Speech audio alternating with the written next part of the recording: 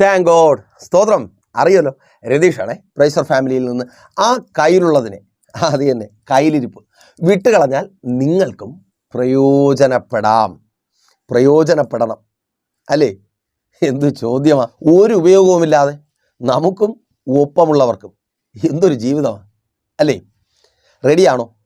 ആ കയ്യിലുള്ളതിനെ, അത് തന്നെ ആ കയ്യിലിരിപ്പിന് വിട്ടുകളഞ്ഞ് പ്രയോജനപ്പെടുവാൻ, ഉപയോഗമുള്ളവരായി മാറുവാൻ എന്ന പ്രാർത്ഥനയോടെ ഒപ്പം വന്നാട്ടെ. പുറപ്പാട് പുസ്തകം 4-ാം അധ്യായം 2-3 വാക്യങ്ങൾ നിങ്ങളുടെ ശ്രദ്ധയ്ക്കായി ഞാൻ വായിക്കാം. യഹോവ അവനോട്, നിന്റെ കയ്യിൽ ഇരിക്കുന്നത് എന്ത് എന്ന് ചോദിച്ചു. ഒരു വടി എന്ന് അവൻ പറഞ്ഞു. അത് നിലത്തിടുക എന്ന് കൽപ്പിച്ചു. അവൻ നിലത്തിട്ടു. അതൊരു സർപ്പമായി തീർന്നു. മോശെ അതിനെ കണ്ട് ഓടിപ്പോയി. ഈ വചനവുമായി ഞാൻ ദൈവസന്നിധിയിലായിരിക്കുമ്പോൾ ദൈവത്തിൻ്റെ പരിശുദ്ധാത്മാവ് എന്നെ ചില വ്യക്തികളെ കാണിച്ചു. ആ വ്യക്തികൾ ഇപ്പോൾ എന്നെ കേൾക്കുന്നുണ്ട്, എന്നെ കാണുന്നുണ്ട്. ജോലി സ്ഥലത്തായിരിക്കുക. അതിൽ ചിലർ പെർഫോം ചെയ്യുവാൻ കഴിയുന്നില്ല. ആ ജോലിക്ക് കൊള്ളാത്തവളെന്ന പേര് കേട്ട് അല്ലാത്ത ഭാരമാണ്. ജോലി കിട്ടുന്നുണ്ട്, പല പല ജോലികളായി, പല പല സ്ഥലങ്ങളിൽ, പല പല സ്ഥാപനങ്ങളിൽ ജോലി ചെയ്തു. ചുരുക്കം ചില ദിവസങ്ങൾ, ചിലപ്പോൾ ചില മാസങ്ങൾ, അതിനപ്പുറം പോകുന്നില്ല. അവരൊന്നും സാറ്റിസ്ഫൈഡ് അല്ല. നിങ്ങൾക്ക് ജോലി തരുന്നവരും നിങ്ങൾക്കൊപ്പം ജോലി ചെയ്യുന്നവരും സാറ്റിസ്ഫൈഡ് അല്ല. എന്തോ കുറവുകൾ അവർക്ക് ഫീൽ ചെയ്യുന്നുണ്ട്. ചിലർക്ക് ഭാഷയാണ് പ്രശ്നം, ചിലർക്ക് അവരുടെ സാഹചര്യങ്ങളുമായി ഒത്തുപോകുവാൻ കഴിയാത്തതാണ് പ്രശ്നം. ഒരു ഡിസ്കംഫർട്ട്നെസ്, അതെ, എന്തോ ഒരു ബുദ്ധിമുട്ടാണ് അല്ലേ? അതിൻ്റെ ഫലമാണ് ജോലിയില്ലാതെ മുറിക്കകത്ത് കണ്ണുനീരോടെ, നിരാശയോടെ, ഭാരത്തോടെ ആയിരിക്കുന്നത്. യൂസ്ലെസ്, ക്വാളിഫൈഡ് അല്ല. അതേ സഹോദര, സഹോദരി, നീ കേൾക്കുന്ന, നിന്നെ തളർത്തുന്ന, നിന്നെ ആ മുറിക്കകത്ത് വരുമാനമില്ലാത്തവനാക്കി, നിരാശപ്പെടുത്തി, വേദനപ്പെടുത്തി, ഭാരപ്പെടുത്തുന്ന ആ വാക്കുകളാ നിന്നോട് ദൈവത്തിൻ്റെ പരിശുദ്ധാത്മാവ് ഇങ്ങനെ പറയുവാൻ എന്നോട് പറയുക. നിന്നെ ഒഴിവാക്കിയവരുടെ മധ്യേ, ആ സ്ഥാപനത്തിലും നല്ല സ്ഥാപനത്തിൽ, അതിലും നല്ല സ്ഥാനത്ത്, പൊസിഷനിൽ എൻ്റെ കർത്താവ് നിങ്ങളെ ഇരുത്തുവാൻ പോകുക. ചിലരെ കർത്താവ് അപ്പോയിൻമെൻറ്റ് ചെയ്യുക. ഓ സ്തോത്രം! എന്തിനെന്നോ? പിന്നെയും പറഞ്ഞു വിടാനോ അല്ല. അവിടുത്തെ റൈറ്റ് പേഴ്സൺ നീയാ. നിന്നെക്കാൾ നല്ലൊരു ചോയ്സ് ആ സ്ഥാപനത്തിൻ്റെ ഉടമകൾക്ക്, നിനക്ക് ജോലി തരുന്നവർക്ക് ഇല്ല. ഏറ്റവും അനുയോജ്യനായി ചില സ്ഥാനങ്ങളിൽ ഇരിക്കുവാൻ, ചില ജോലികൾ ചെയ്യുവാൻ, ചില സ്ഥാപനങ്ങളിൽ ജോലികൾ ചെയ്യുവാൻ ഏറ്റവും അനുയോജ്യനായി റൈറ്റ് പേഴ്സണാക്കി എൻ്റെ കർത്താവ് നിന്നെ മാറ്റുവാൻ പോകുക. എത്ര പേർ സ്തോത്രം പറഞ്ഞ് ഏറ്റെടുത്ത് പ്രാർത്ഥിക്കും? അതെ, അതങ്ങനെ സംഭവിക്കുവാൻ പോകുക. സഹോദരി, സഹോദര, നിന്നെ കൊള്ളാകുന്നവളാക്കി എൻ്റെ കർത്താവ് അവിടെ പ്രയോജനപ്പെടുത്തുവാൻ പോകുക. ഉപയോഗമുള്ളവനാക്കി. ഇത് ഞങ്ങൾക്കൊരു അസറ്റാണ്. നിന്നെക്കുറിച്ച് നിന്റെ സ്ഥാപന ഉടമ, നിന്റെ തൊഴിലുടമ, നിനക്ക് ജോലി തരുന്നവർ പറയുവാൻ പോകുക, നീ ഒരു അസറ്റാണ്, നീ ആ സ്ഥാപനത്തിൻ്റെ അസറ്റാണ്, നീ ബാധ്യത എന്ന് പറഞ്ഞവർ ഇന്നലകളിൽ പറഞ്ഞ് മാറ്റി നിർത്തിയത്. ഓ സ്തോത്രം! നീ ബാധ്യതയെന്ന്, നീ ആ സ്ഥാപനത്തിനൊരു ബാധ്യതയെന്ന് പറഞ്ഞ് മാറ്റി നിർത്തിയവരുടെ മധ്യത്തിൽ നീ ഒരു അസറ്റാണെന്ന് പറഞ്ഞ് ചില സ്ഥാപനങ്ങൾ നിന്നെ ചേർത്ത് നിർത്തുവാൻ പോകുക. ഓ താങ്ക് ഗോഡ്! അതങ്ങനെ സംഭവിക്കുന്ന കൃപയ്ക്കായി. ചില യൂസ്ലെസ് ഭാര്യമാർ അല്ലേ, കേട്ട് മടുത്തു. നിന്നെ എന്തിനു കൊള്ളാം? നിന്നെ കൊണ്ട് എന്ത് പ്രയോജനം? എനിക്കും ഉപയോഗമില്ല, എൻ്റെ മക്കൾക്കും പ്രയോജനമില്ല. തലയിൽ കെട്ടിവെച്ച് തന്നു, വന്ന് കയറി, അയ്യോ വയ്യ അല്ലേ? കണ്ണുനീരോടെ ആയിരിക്കുക. നിന്നോടാ സ്തോത്രം. നീ പ്രയോജനപ്പെടുവാൻ പോകുക. നീ ഇല്ലെങ്കിൽ നിന്റെ ഭർത്താവിനൊരു ജീവിതമില്ലെന്ന്, നിന്നെ കൊള്ളാത്തവളെന്ന് പറഞ്ഞവൻ പറയുവാൻ പോകുക. ഓ താങ്ക് ഗോഡ്! അവൻ്റെ ജീവിതത്തിലെ ഏറ്റവും ശരിയായ തീരുമാനം, അവൻ്റെ ജീവിതത്തിലെ ഏറ്റവും നല്ല തിരഞ്ഞെടുപ്പ് നീയാണെന്ന് നീ കേൾക്കെ. നീ ഉപയോഗമില്ലാത്തവളെന്ന് പറഞ്ഞ് മറ്റുള്ളവരുടെ മധ്യത്തിൽ അപമാനിച്ച നിന്റെ ഭർത്താവ് പറയുവാൻ പോകുക. യെസ്, യേശുവിൻ നാമത്തിൽ നിന്റെ ഭർത്താവിന് നീ കൊള്ളാകുന്നവളായി മാറുവാൻ പോകുക, ഉപയോഗമുള്ളവളായി. യെസ്, യേശുവിൻ നാമത്തിൽ അതങ്ങനെ സംഭവിക്കുന്ന കൃപയ്ക്കായി. സഹോദര, നിന്റെ ഭാര്യയ്ക്ക് നീ കൊള്ളാകുന്നവനായി മാറുവാൻ പോകുക. എന്തിനെനിക്കിങ്ങനെ ഒരു ഭർത്താവ്? ഇങ്ങനെ ഒരുവൻ്റെ കൂടെ ജീവിച്ചിട്ട് എനിക്ക് എന്ത് കാര്യമെന്ന് ചോദിച്ച് നിന്റെ അടുക്കൽ നിന്ന് മാറി നിൽക്കുന്ന നിന്റെ ഭാര്യ, ഓ സ്തോത്രം, അത് വലിയ വേദനയാണ്. പുറത്താരോട് പറയുവാൻ കഴിയുന്നില്ല.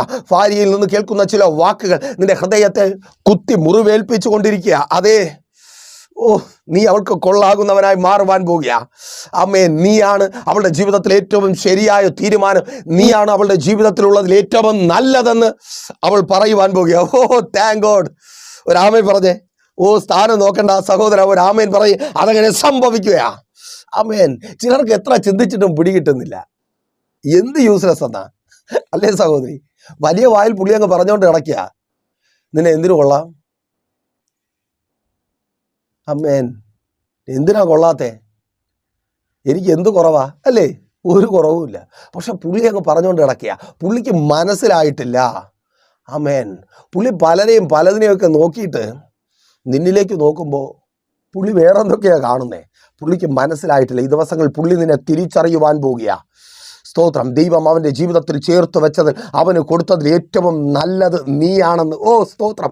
നീ ഒരു ബാധ്യത എന്ന് പറഞ്ഞവൻ നീ ഒരു അസറ്റ് എന്ന് പറയുവാൻ പോകുക. അതേ സഹോദര, നീ ഒരു ബാധ്യത എന്ന് പറഞ്ഞാൽ നിന്റെ ഭാര്യ, തൊഴിലില്ലാത്ത നീ, വരുമാനമില്ലാത്ത നീ, അവൾക്കൊപ്പം നിൽക്കുവാൻ സോഷ്യൽ സ്റ്റാറ്റസ് ഇല്ലാത്ത, പേരില്ലാത്ത, പെരുമയില്ലാത്ത, അവൾക്കൊപ്പം നിൽക്കുവാൻ പേരും പെരുമയുമില്ല എന്ന് അവൾ പറയുന്ന നീ അവൾക്കൊരു അസറ്റായി മാറുവാൻ പോകുക. ഇന്ന് നീ അവൾക്കൊരു ബാധ്യതയാണെങ്കിൽ അതെ അവൾക്കൊരു അസറ്റായി മാറുവാൻ പോകുക. മാതാവേ, പിതാവേ, നിങ്ങൾ ഇന്ന് നിങ്ങളുടെ തലമുറകൾക്ക് ബാധ്യതയായി മാറിയിരിക്കുന്നു. ഒന്നിനും കൊള്ളാത്ത അപ്പൻ, ഒന്നിനും കൊള്ളാത്ത അമ്മ, ഒന്നിനും പ്രയോജനമില്ല. ഓ സ്തോത്രം.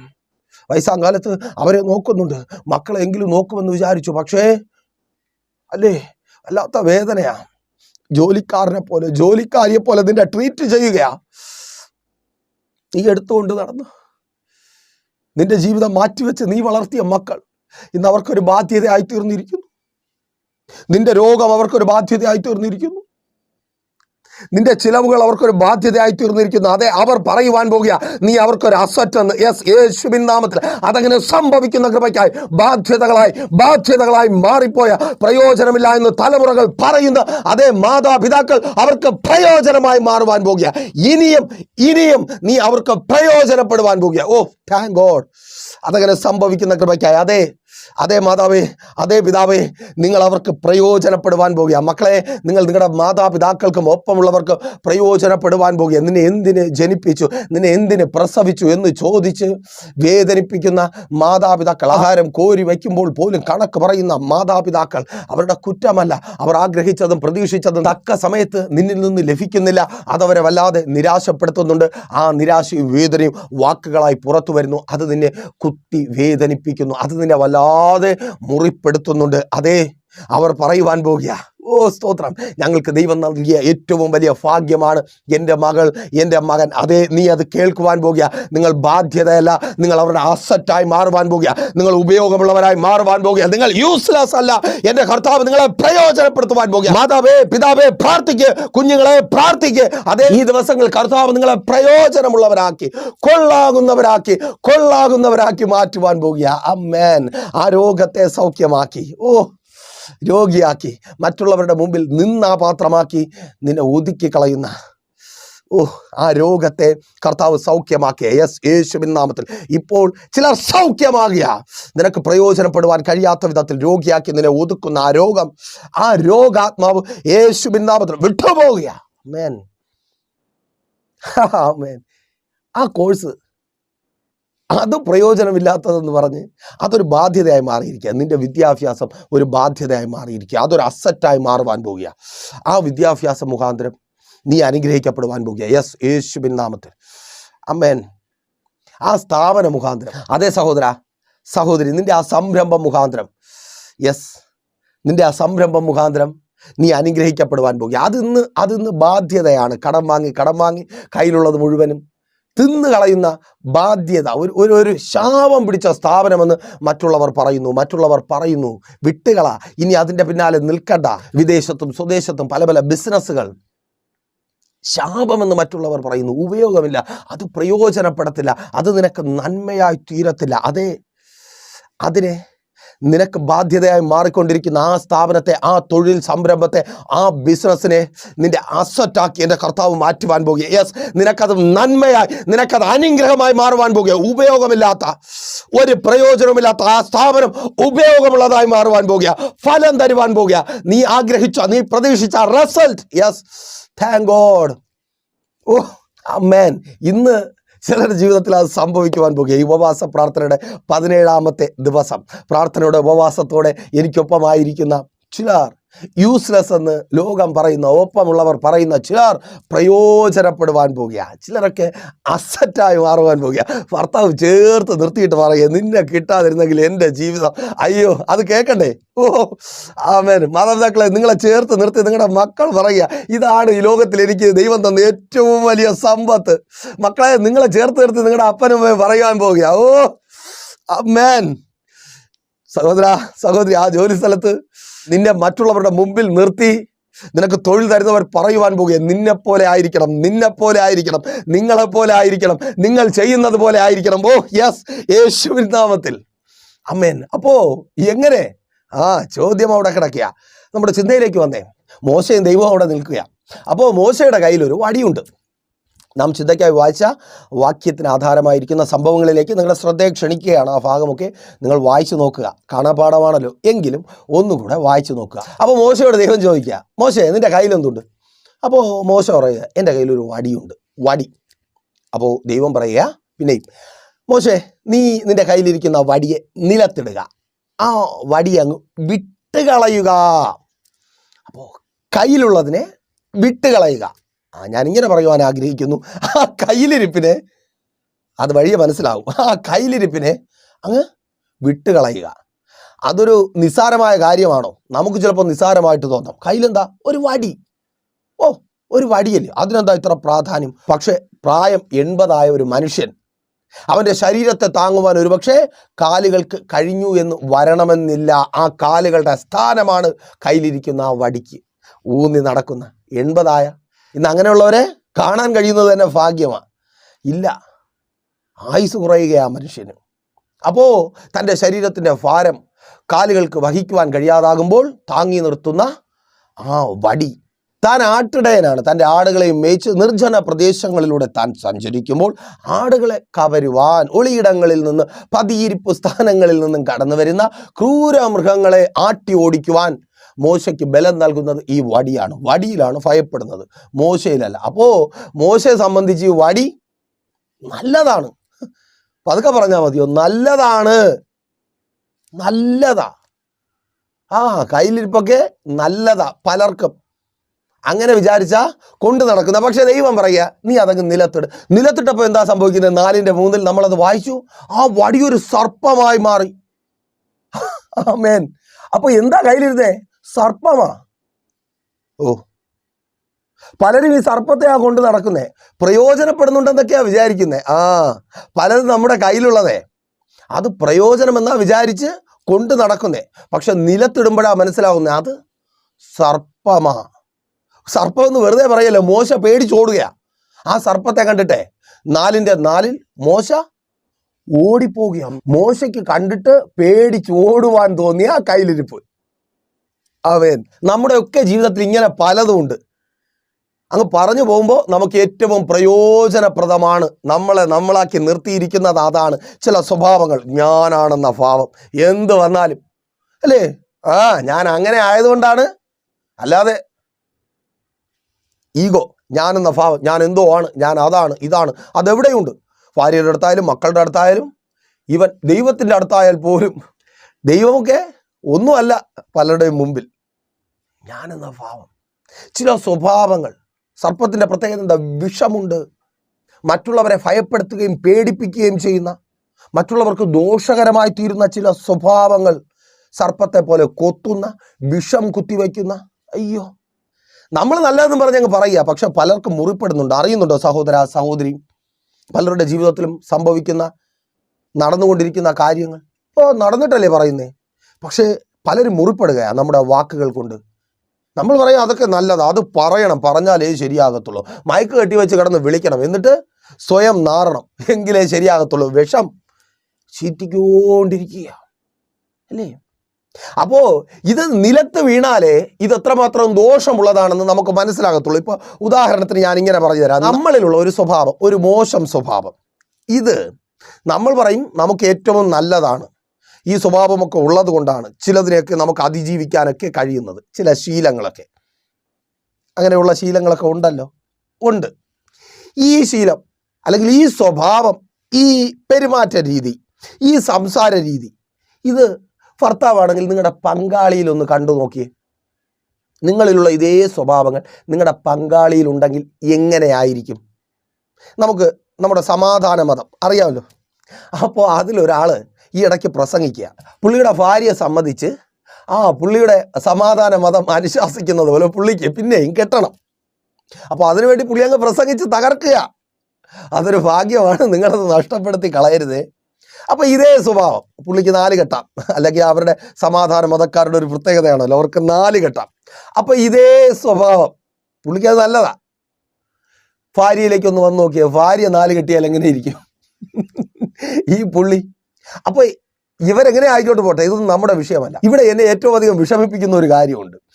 ഈ പൊട്ടന്മാരുടെ വാക്ക് കേട്ട് ഈ പൊട്ടത്തരത്തിൽ ജീവിക്കുന്നവരുടെ പിന്നാലെ പോകുന്ന നമ്മുടെ പെമ്പിള്ളാരുടെ കാര്യം, നമ്മുടെ മക്കളുടെ കാര്യം വിദ്യാഭ്യാസത്തിൻ്റെ കുറവാണോ, മുറിക്കകത്ത് പൂട്ടിയിട്ട് വളർത്തുന്നതാണോ, ലോകപരിചയമില്ലാത്തതാണോ? പക്ഷെ ഇറങ്ങി പോകുന്നതോ, ഇവർ സിറിയയിൽ പോകുന്നതും ആട് വയ്ക്കുന്നതും പല പൊട്ടത്തരങ്ങളും വിളിച്ചു പറയുന്നതും ഇവർക്ക് സ്വർഗത്തിൽ 72 ഹൂറിമാരുള്ളത് കൊണ്ടാണ്. ഇനി അതെങ്ങാനും ഈ പോകുന്ന പിള്ളേർക്ക് കൊടുക്കാൻ അവർ സമ്മതിക്കുമോ?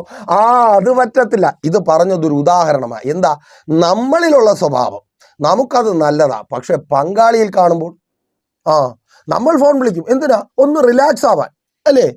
ഭയങ്കര ടെൻഷനല്ലേ ഒന്ന് സംസാരിക്കുമ്പോൾ. അപ്പോൾ അപ്പുറത്ത് മാറി നിന്ന് ഭാര്യ ഫോൺ വിളിച്ച് റിലാക്സ് ആയാൽ അത് നല്ല സ്വഭാവമാണോ? അല്ല. ഈ അടുത്ത് പ്രൈസർ ഫാമിലിയിലേക്ക് ഒരു സഹോദരൻ പ്രാർത്ഥനാ വിഷയം അറിയിക്കുവാൻ വിളിച്ചു. സഹോദരൻ 2 മക്കളുടെ പിതാവാണ്, ഒരു പെൺകൊച്ചും ഒരു ആൺകൊച്ചും. പെൺകൊച്ച് 18 വയസ്സ് കഴിഞ്ഞു. അപ്പോൾ പ്രാർത്ഥനാ വിഷയം ഇതാണ്, മോൾ ഒത്തിരി പേരുമായിട്ട് ഫോണിലൂടെ സംസാരിക്കുന്നുണ്ട്. അപ്പോൾ സംസാരിക്കുന്നതെന്ന് പറഞ്ഞാൽ അതൊരു പ്രശ്നമായി മാറുന്നത് ഹാളിലിരുന്നോ അപ്പനും അമ്മയും ഇരിക്കുന്നിടത്തിരുന്നോ സംസാരിക്കുകയല്ല. ഫോൺ വന്നാൽ ഉടനെ മോള് മുറിക്കകത്ത് കയറും, മുറി അടയ്ക്കും, സംസാരിക്കും. അപ്പോൾ അപ്പന് ഭയങ്കര ടെൻഷൻ സ്വാഭാവികമായിട്ടും ഉണ്ടാവുമല്ലോ. ഇന്നത്തെ കാലമല്ലേ, എവിടെന്നാ ദുഷ്ട മൃഗങ്ങൾ കടന്നു വരുന്നതെന്ന് അറിയാൻ പറ്റത്തില്ലല്ലോ. അയ്യോ, കർത്താവിന് മാത്രമേ നിങ്ങളുടെ മക്കളെ രക്ഷിക്കാൻ കഴിയത്തുള്ളൂ. അതുകൊണ്ട് പ്രിയ മാതാപിതാക്കളെ, നിങ്ങളുടെ മക്കളെ ദൈവസന്നിധിയിൽ സമർപ്പിച്ച് അവരെ കർത്താവുള്ളവരാക്കി വളർത്ത്. ഈ ലോകത്തിൽ നിങ്ങൾക്ക് അവർക്ക് കൊടുക്കാൻ പറ്റുന്നതിൽ, ഇന്ന് അവർക്ക് കൊടുക്കാൻ പറ്റുന്നതിൽ ഏറ്റവും വിലയേറിയ സമ്പത്ത് അവർക്ക് യേശുവിനെ കൊടുക്കുന്നതാണ്. ദൈവമുള്ളവരാക്കി അവരെ വളർത്ത്, അവർ തെറ്റിപ്പോകാതിരിക്കും. അപ്പോൾ പിതാവിനും മാതാവിനും സങ്കടമായി. ആ പിതാവ് കോണ്ടാക്ട് ചെയ്തു, പ്രാർത്ഥന വിഷയം പറഞ്ഞു, പ്രാർത്ഥിച്ചു, കൗൺസിലിങ്ങിനുള്ള സാഹചര്യം ഒരുങ്ങി. അപ്പോൾ കുഞ്ഞിനോട് ഞങ്ങൾ സംസാരിക്കുകയാണ്, ആ പെങ്കൊച്ചിനോട്. അപ്പോൾ പെങ്കൊച്ച് എടുത്ത വാക്കിന് പറഞ്ഞു, എൻ്റെ പപ്പയ്ക്കും ഫോൺ വരും. പപ്പയ്ക്ക് ഫോൺ വരുന്നതാണോ കുഴപ്പം? ഞാനിങ്ങനെ നോക്കി. അപ്പം പറഞ്ഞു, അല്ല, കുഴപ്പമല്ല, പപ്പയും ഫോൺ വന്ന ഉടനെ ഞങ്ങൾ ഇവിടെ നിന്ന് ഫോണും എടുത്തുകൊണ്ട് അങ്ങ് അപ്പുറത്ത് പോയി നിന്ന് സംസാരിക്കും. ഹാളിലിരിക്കുന്ന പപ്പ ഓടി വെളിയിൽ പോയി സംസാരിക്കും. മുറിക്കകത്താണെങ്കിൽ ഓടി ടെറസിൻ്റെ വരെ പോയി സംസാരിക്കും. അപ്പയ്ക്ക് അങ്ങനെ ഓടിപ്പോകാൻ. അപ്പോൾ ഉടനെ അത് ഞാൻ ജോലി സ്ഥലത്ത് നിന്ന് അവിടെ നിന്ന് ഇവിടെ നിന്ന്. അതെന്താ? നീ ജോലി ചെയ്ത് കൊണ്ടുവരുന്നത് വാങ്ങി ഭക്ഷിച്ച് ജീവിക്കുന്ന മക്കളും ഭാര്യയും അറിയാത്ത എന്തു ജോലിയാ, എന്ത് കൂടെ ജോലി ചെയ്യുന്നവരാ. ആമേൻ. അപ്പോൾ പുള്ളിക്ക് ഒളിച്ചു പോയി നിന്ന് സംസാരിക്കുന്നത് ഒരു വിഷയമല്ല, അത് വലിയ കാര്യമാണ്. പക്ഷെ മകളിലേക്ക് വന്നപ്പോൾ അത് പ്രശ്നമാണ്. ഇത് തന്നെയാണ് സംഭവം.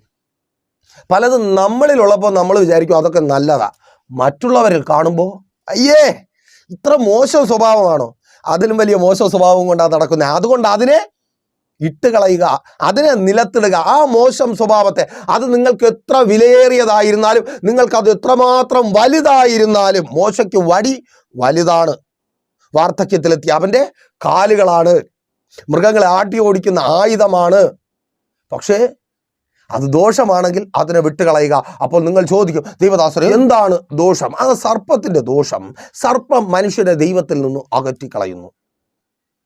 തോട്ടത്തിൽ നിങ്ങളത് കണ്ടതാണല്ലോ. സർപ്പം പറഞ്ഞു കൊടുക്കുക, നീ തിന്നു, ഒരു കുഴപ്പമില്ല. അപ്പോൾ സർപ്പം പറയുന്നത് കേട്ടോണ്ട് ആദോ ഹൗവ എന്താ ചെയ്യുന്നത്? ദൈവം പറഞ്ഞത് അത് പോട്ടെ, സർപ്പം പറഞ്ഞതല്ലേ.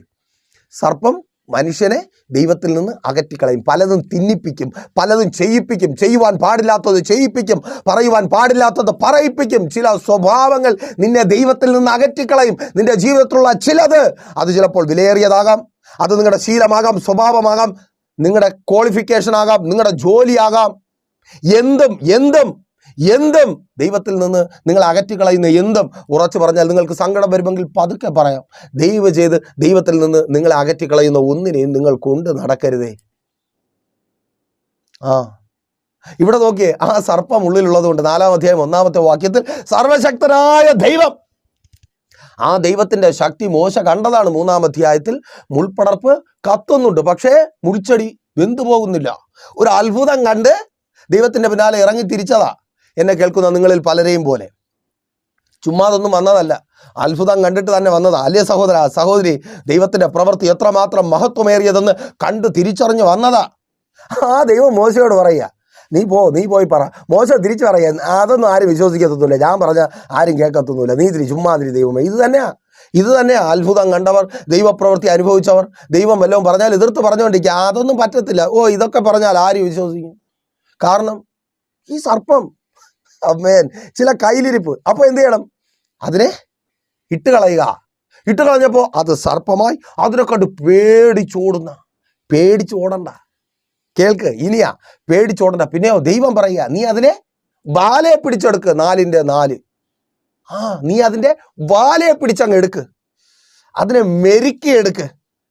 സ്തോത്രം, അമ്മേൻ. നിങ്ങളിലുള്ള സ്വഭാവം, നിങ്ങൾ ആർജിച്ചെടുത്ത കഴിവുകൾ പലതും കുഴപ്പമാണ് എന്ന് പറഞ്ഞ് അതിനെ നഷ്ടപ്പെടുത്തുകയല്ല, മറിച്ച് അതിനെ മെരുക്കിയെടുക്കണം. എങ്ങനെ? നമുക്ക് പ്രയോജനമുള്ളതാക്കി മാറ്റണം. ഈ സർപ്പം, ഇത് ദൈവത്തിൽ നിന്ന് മനുഷ്യനെ അകറ്റിയ പരിപാടി തുടങ്ങി.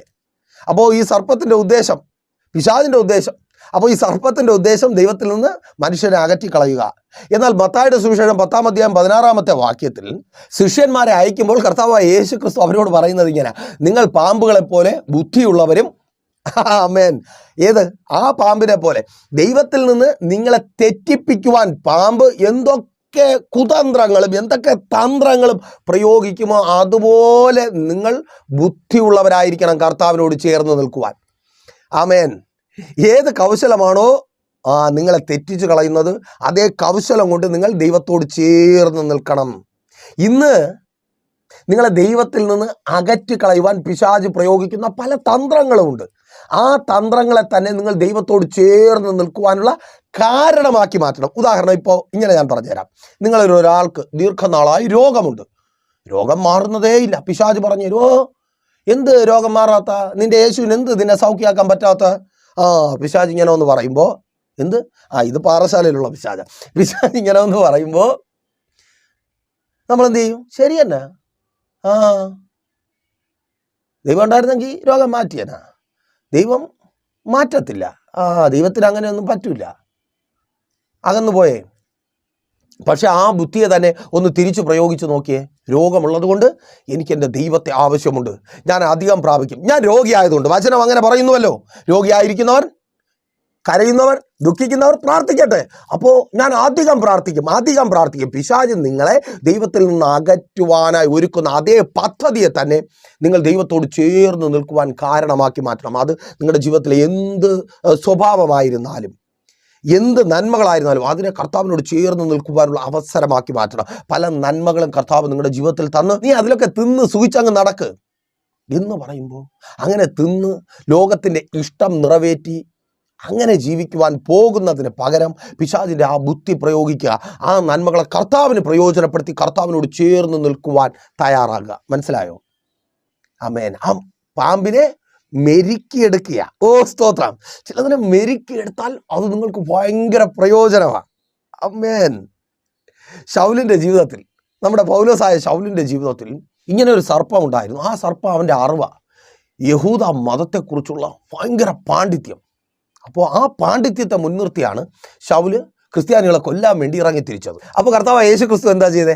അപ്പോസ്തലപ്രവൃത്തികളുടെ പുസ്തകം 9-ാം അധ്യായം 4-ാമത്തെ വാക്യത്തിൽ ശൗലിനെ തൊട്ടു, അവനെ മെരുക്കിയപ്പോൾ എന്താ സംഭവിക്കുന്നത്? കൊല്ലാൻ നടന്നവൻ സഭയെ വളർത്താൻ തുടങ്ങി. മനസ്സിലായില്ലേ? ഏത് അറിവ് വച്ചാണോ പൗലോസ് ക്രിസ്ത്യാനിയെ കൊല്ലാൻ ശ്രമിച്ചത്, അതേ അറിവാണ് പൗലോസിന്റെ 14 ലേഖനങ്ങളിൽ നിങ്ങൾക്ക് കാണാൻ കഴിയുന്നത്. കർത്താവ് യേശു ക്രിസ്തുവിനെ പഴയ നിയമം വെച്ച് വ്യാഖ്യാനിക്കുക. ആ അറിവ് ഇങ്ങനെ മെരുക്കിയെടുക്കുക. നിങ്ങൾക്കുള്ള എല്ലാത്തിനെയും കർത്താവിന് പ്രയോജനപ്പെടുവാനും അത് മുഖാന്തരം നിങ്ങൾ അനുഗ്രഹിക്കപ്പെടുവാനുമായി മെരുക്കിയെടുക്കുക. അപ്പോൾ ആ കയ്യിലിരിപ്പിനെ മെരുക്കിയെടുത്തപ്പോൾ എന്താ സംഭവിക്കുന്നത്? വചനം പറയുന്നു 7-ാം അധ്യായം 12-ാമത്തെ വാക്യത്തിൽ, മന്ത്രവാദികൾ ഉണ്ടാക്കിയ പാമ്പിനെ, സർപ്പത്തെ മോശയുടെ കയ്യിലിരുന്ന വടി വിഴുങ്ങി.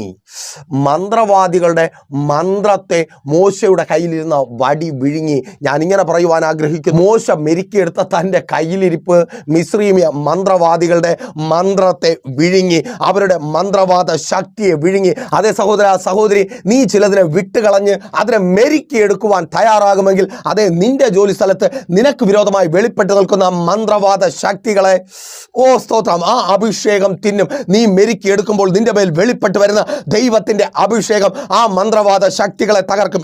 യേശുവിൻ നാമത്തിൽ നിന്റെ തൊഴിലിടത്തിൽ ആ തൊഴിൽ നിനക്ക് നന്മയായി തീരരുത്, അവിടെ നീ സ്ഥിരമായി ജോലി ചെയ്യരുതെന്ന് വിചാരിച്ച് വാദിച്ച് വെല്ലുവിളിക്കുന്ന ശത്രുവിന്റെ പദ്ധതികളും ആഭിചാര കെട്ടുകളും അഭിഷേകത്താൽ തകർക്കപ്പെടുവാൻ പോകുക.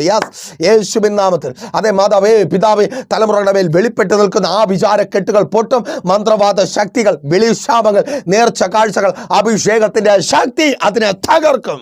ചിലതിനെ നീ മെരുക്കിയെടുക്കുമ്പോൾ, നിന്റെ ആ വാക്കുകളെ മെരുക്കിയെടുക്കുമ്പോൾ, മെരുക്കിയെടുക്കുവാൻ തയ്യാറാണോ സഹോദരി? ആമേൻ. അഭിഷേകം നിന്റെ ഭർത്താവിന് നിന്നിൽ നിന്ന് അകറ്റുന്ന ആ സർപ്പങ്ങളെ തിന്നും, ആ മന്ത്രവാദ ശക്തിയത്തിനും, ആ പാരമ്പര്യത്വത്തിനും, കുടുംബത്തിൽ വെളിപ്പെട്ട് നിൽക്കുന്ന ആ പാരമ്പര്യത്വത്തിനും ചിലതിനെ തിന്നും, ചിലതിനെ തകർത്ത് കളയും. സഹോദര, മെരുക്കിയെടുക്ക. ആമേൻ. ആ രോഗത്തെ തിന്നുവന്നേ. സ്തോത്രം. ആ കടബാധ്യതയെ തകർക്കും അഭിഷേകം. ആ കടബാധ്യതയെ തകർക്കും അഭിഷേകം. ആ ബന്ധനത്തെ തകർക്കും. മന്ത്രവാദ ബന്ധനത്തെ തകർക്കും. ആഭിചാര ബന്ധനത്തെ തകർക്കും. വിളിശാപങ്ങളെയും നേർച്ച കാഴ്ചകളെയും വെടക്ക് കണ്ണുകളെയും തകർക്കും. മെരുക്കിയെടുക്കുന്നത് അഭിഷേകത്താൽ നിറയും, അത് തകർക്കും. അതിനുമേൽ ദൈവശക്തി വ്യാപരിക്കും. Thank God. 14-ാം അധ്യായം 16-ാമത്തെ വാക്യം പറയുന്നു, മെരുക്കിയെടുത്ത വടി ചെങ്കടൽ പിളർന്നു. സ്തോത്രം.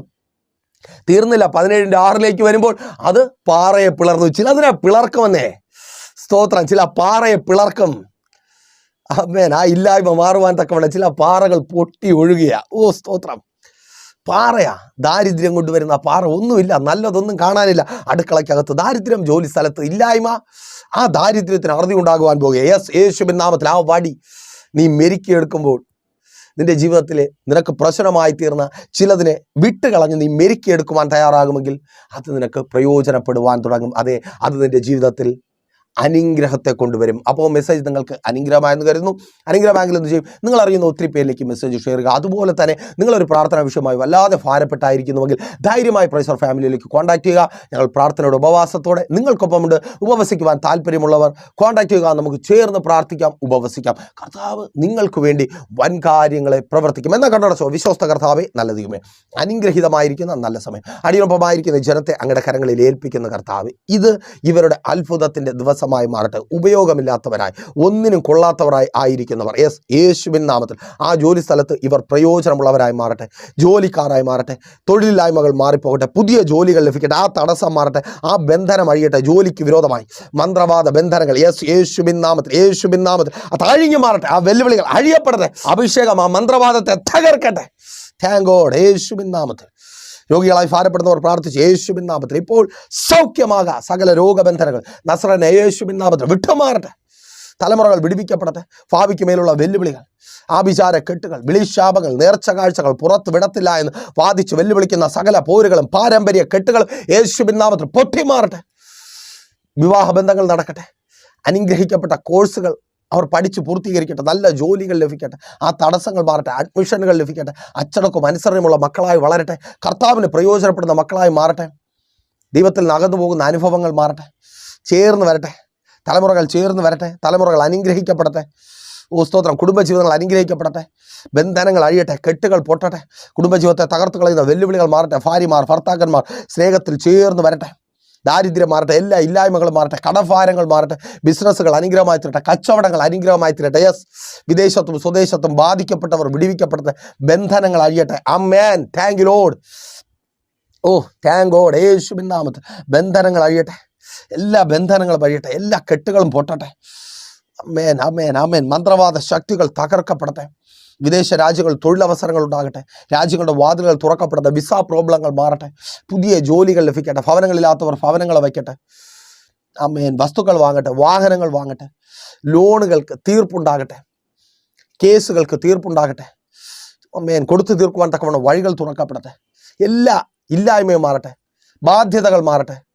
ലോണുകൾ കിട്ടട്ടെ. യെസ്, പിതാവിന്റെ പുത്രന്റെ പരിശുദ്ധാത്മാവിന്റെ നാമത്തിൽ ഈ ജനത്തെ അടിയൻ അനുഗ്രഹിച്ച് പ്രാർത്ഥിക്കുന്നു, അനുഗ്രഹമാക്കി പരിപാലിക്കും. വലിയ സാക്ഷ്യത്തിന് അവർക്ക് പ്രാർത്ഥനയുടെ കൃപയ്ക്കായി സ്തുതിക്കുന്നു, യേശുവിൻ നാമത്തിൽ തന്നെ, ആമേൻ. അപ്പോൾ മറക്കാതെ നിങ്ങളുടെ അഭിപ്രായങ്ങളും നിർദ്ദേശങ്ങളും ഞങ്ങളെ അറിയിക്കുമല്ലോ. നാളെ പകലും ദൈവം അനുവദിച്ചാൽ നാം ഇപ്പോൾ ഒരുമിച്ചായിരുന്നു കേട്ട് അനുഗ്രഹം പ്രാപിച്ച പ്രൈസർ ഫാമിലിയുടെ പ്രഭാതമന്നെ എന്ന പ്രതിദിന വചന സന്ദേശത്തോടൊപ്പം നാം ഒരുമിച്ച് തന്നെ ആയിരിക്കും. അതുവരേക്കും പ്രിയരെ, ഹാവ് എ നൈസ് ഡേ.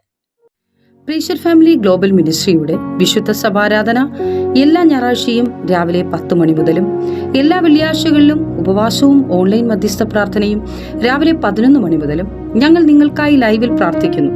നിങ്ങളുടെ പ്രാർത്ഥനാ വിഷയങ്ങൾ കമന്റ് ചെയ്യുക. പ്രൈസർ ഫാമിലി ഗ്ലോബൽ എന്ന നമ്മുടെ യൂട്യൂബ് ചാനലിലൂടെ നിങ്ങൾ ലോകത്തിന്റെ ഏത് ഭാഗത്തായിരുന്നാലും ഞങ്ങൾക്കൊപ്പം ചേർന്ന് പ്രാർത്ഥിക്കുവാനും ആരാധിക്കുവാനും അവസരമുണ്ട്. നേരിട്ട് ആരാധനയിൽ പങ്കെടുക്കുവാനും വിടുതൽ പ്രാപിക്കുവാനും ആഗ്രഹിക്കുന്നവർ ഞായറാഴ്ച രാവിലെ കാർഷിക കോളേജിനടുത്ത് കാക്കാമുല ചാമ്പവിളയിലെ പ്രൈസർ ഫാമിലി വർഷിപ്പ് സെന്ററിലേക്കും ഞായറാഴ്ച വൈകുന്നേരം 3 മണിക്ക് നെയ്യാറ്റിൻകര അമരവിള താന്നിമൂട് സുമംഗലി ഓഡിറ്റോറിയത്തിന് സമീപമുള്ള MS പ്ലാസയിലേക്കും കടന്നു വരിക. നിങ്ങളുടേതായ ഒരു വിഷയത്തിന് വേണ്ടി പ്രാർത്ഥിക്കുവാനും കൗൺസിലിംഗിനുമായി സ്ക്രീനിൽ കാണുന്ന നമ്പറിൽ കോൺടാക്ട് ചെയ്യുക. നിങ്ങൾക്കും ഈ പ്രോഗ്രാം സ്പോൺസർ ചെയ്യുവാനും കർത്താവായ യേശുക്രിസ്തുവിന്റെ സുവിശേഷം അനേകരിലേക്ക് എത്തിക്കുവാനും അവസരമുണ്ട്. പ്രാർത്ഥനയോടെ വിളിക്കുക. ആമേൻ.